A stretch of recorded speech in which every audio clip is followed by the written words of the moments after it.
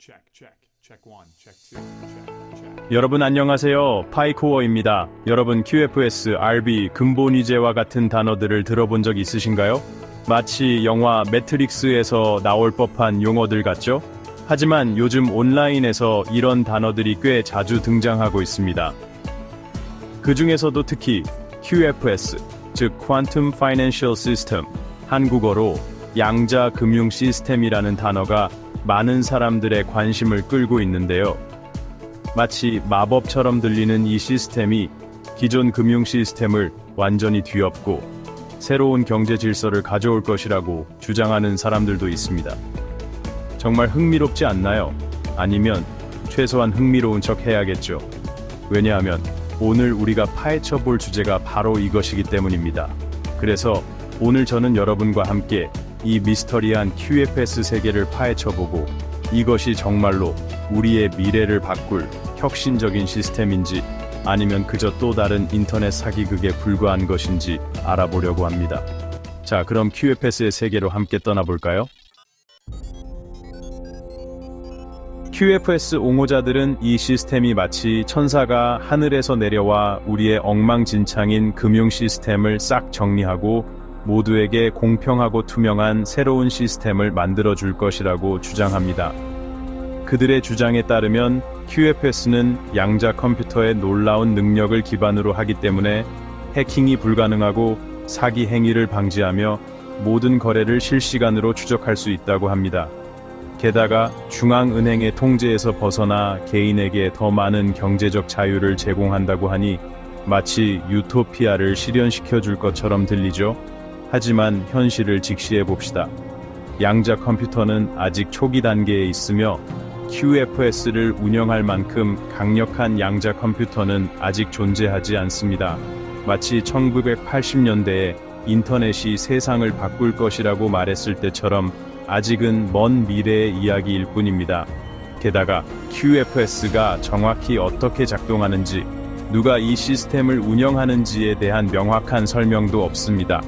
익명의 개발자들이 만들었다는 소문만 무성할 뿐 그들의 정체는 베일에 쌓여 있습니다. 그렇다면 QFS는 정말로 혁신적인 시스템일까요? 아니면 그저 또 다른 인터넷 사기극일까요? 다음 장에서 QFS와 함께 언급되는 다른 개념들을 살펴보면서 그 실체에 조금 더 다가가 보도록 하겠습니다. QFS 지지자들은 최근 발생한 은행 파산 사태를 예로 들며 이것이 바로 기존 금융 시스템이 얼마나 불안정하고 부패했는지를 보여주는 증거라고 주장합니다. 그들은 QFS가 이러한 문제들을 해결하고 은행 붕괴로부터 우리를 보호해 줄 것이라고 말합니다. 마치 QFS가 금융계의 슈퍼히어로처럼 보이죠? 하지만 잠깐만요. 은행 파산은 QFS와는 전혀 다른 문제입니다. 은행은 잘못된 투자, 부실 대출, 그리고 때로는 노골적인 사기 때문에 무너집니다. QFS가 도입된다고 해서 이러한 문제들이 마법처럼 사라지는 것은 아닙니다. 마치 소방차 대신 양동이로 불을 끄려는 것과 같습니다. 물론 양동이도 도움이 될 수 있지만 근본적인 해결책은 아니죠.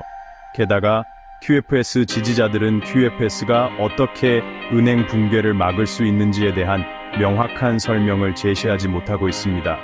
그들은 단지 QFS가 모든 것을 더 좋게 만들 것이라고 주장할 뿐입니다. 다음 장에서는 QFS와 함께 자주 언급되는 네사라, 제사라라는 다소 생소한 개념에 대해 알아보도록 하겠습니다. 자, 이제부터 조금 더 복잡해집니다. QFS 지지자들은 종종 니사라, 지사라라는 다소 생소한 용어를 사용합니다. 니사라는 National Economic Security and Reformation Act의 약자로 미국 경제안보 및 개혁법을 의미하며 지사라는 Global Economic Security and Reformation Act의 약자로 전 세계 버전이라고 생각하시면 됩니다. 그들은 이 법안들이 시행되면 전 세계 부채가 탕감되고 풍요로운 시대가 도래하며 심지어는 외계인과의 접촉도 가능해질 것이라고 주장합니다. 마치 SF 영화 시나리오 같죠? 하지만 현실은 냉혹합니다. 넷사라, 겟사라는 실제로 존재하는 법안이 아닙니다. 적어도 공식적으로는 말이죠. 인터넷에는 이 법안들이 비밀리에 통과되었지만 사악한 세력에 의해 숨겨지고 있다는 음모론이 널리 퍼져 있습니다. 다음 장에서는 QFS와 함께 언급되는 또 다른 개념인 RB, 즉 재평가에 대해 알아보도록 하겠습니다. QFS와 관련된 또 다른 달콤한 속삭임은 바로 RB, 즉 재평가입니다. RB는 특정 통화의 가치를 재평가하는 것을 의미하는데 QFS 지지자들은 이것이 특히 개발도상국의 통화 가치를 급등시켜 전 세계 경제를 재편할 것이라고 주장합니다. 마치 신데렐라의 마법처럼 하룻밤 사이에 벼락부자가 될 수 있다는 희망을 심어주는 것이죠. 하지만 안타깝게도 RB는 현실적인 경제 이론에 기반하지 않습니다. 통화 가치는 수요와 공급, 그리고 해당 국가의 경제 상황 등 복잡한 요인에 의해 결정됩니다. 단순히 QFS를 도입한다고 해서 특정 통화의 가치가 갑자기 폭등하는 일은 일어나지 않습니다. 마치 호박이 마차로 변하는 것처럼 동화 속에서나 가능한 일입니다.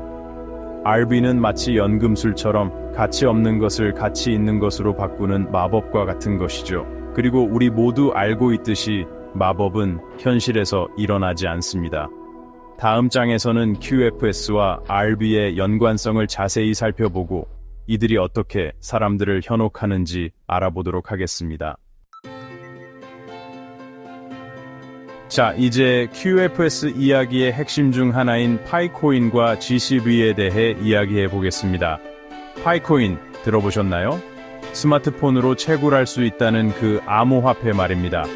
QFS 지지자들은 파이코인이 QFS 시대의 기축 통화가 될 것이며 GCB Global Currency Reset, 즉 글로벌 통화 재설정을 통해 엄청난 가치를 지니게 될 것이라고 주장합니다.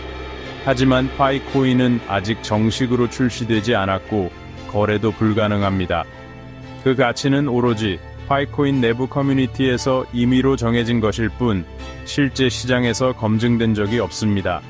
GCB 또한 마찬가지입니다. QFS 지지자들은 GCB를 통해 모든 통화의 가치가 재평가되고 근본 위제가 부활할 것이라고 주장합니다.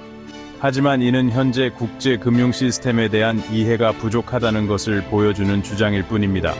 물론 파이코인이 정말로 QFS 시대의 기축 통화가 될 가능성도 완전히 배제할 수는 없습니다.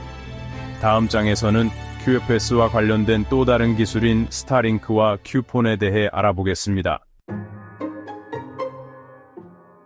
자, 이제 QFS 이야기를 더욱 흥미롭게 만들어줄 스타링크와 큐폰에 대해 알아보겠습니다. QFS 지지자들은 일론 머스크의 스타링크 위성 인터넷 서비스가 QFS를 전 세계에 연결하는 데 사용될 것이라고 주장합니다. 또한 아직 정체를 알 수 없는 큐폰이라는 기기가 QFS 시스템에 접속하기 위한 필수품이 될 것이라고 말합니다. 하지만 스타링크는 단지 인터넷 서비스를 제공하는 회사일 뿐이며 QFS와는 아무런 관련이 없습니다. 스타링크가 QFS에 사용될 것이라는 주장은 마치 삼성전자가 갑자기 타임머신을 개발할 것이라고 말하는 것과 같습니다. 큐폰 또한 마찬가지입니다. 아직까지 큐폰이 무엇인지 어떤 기능을 하는지에 대한 명확한 정보는 없습니다. QFS 지지자들은 큐폰이 양자 기술을 사용하여 해킹이 불가능하고 개인정보를 완벽하게 보호해 줄 것이라고 주장합니다. 하지만 이는 아직까지 증명되지 않은 주장일 뿐이며 오히려 개인정보를 노린 사기극일 가능성도 배제할 수 없습니다. 물론 스타링크와 큐폰이 정말로 QFS와 연결되어 있을 가능성도 있습니다. 자, 지금까지 QFS와 관련된 다양한 주장들을 살펴보았습니다. 솔직히 말해서 저는 아직도 QFS가 무엇인지 잘 모르겠습니다. QFS 지지자들은 QFS가 금융 시스템을 혁신하고 모든 사람에게 풍요로운 삶을 가져다 줄 것이라고 주장합니다. 하지만 그들의 주장은 대부분 근거가 부족하며 오히려 비현실적인 희망을 심어주는 것처럼 보입니다. 물론 QFS가 정말로 그들이 주장하는 것처럼 혁신적인 시스템일 수도 있습니다. 하지만 지금까지 드러난 정보만으로는 QFS의 실체를 정확하게 파악하기 어렵습니다. 오히려 QFS는 사람들의 불안감을 이용하여 특정 암호화폐 투자를 유도하거나 개인 정보를 탈취하려는 사기극일 가능성도 배제할 수 없습니다. 결국 QFS에 대한 판단은 각자의 몫입니다. 하지만 한 가지 분명한 것은 QFS에 대한 맹목적인 믿음은 위험하다는 것입니다. QFS가 정말로 우리의 미래를 바꿀 혁신적인 시스템인지 아니면 또 다른 인터넷 사기극에 불과한 것인지는 조금 더 시간을 두고 지켜봐야 할 것입니다. 자, 오늘은 QFS에 대해 알아보았습니다. 여러분은 어떻게 생각하시나요? QFS가 정말로 우리의 미래를 바꿀 수 있을까요? 아니면 그저 또 다른 인터넷 사기극에 불과할까요? 여러분의 생각을 댓글로 남겨주세요. 이 영상이 도움이 되셨다면 구독과 좋아요 부탁드립니다. 웃음소리, 그리고 알림 설정을 해두시면 새로운 영상이 업로드될 때마다 알림을 받으실 수 있습니다. 앞으로도 더욱 흥미롭고 유익한 정보들을 가지고 돌아오겠습니다. 감사합니다.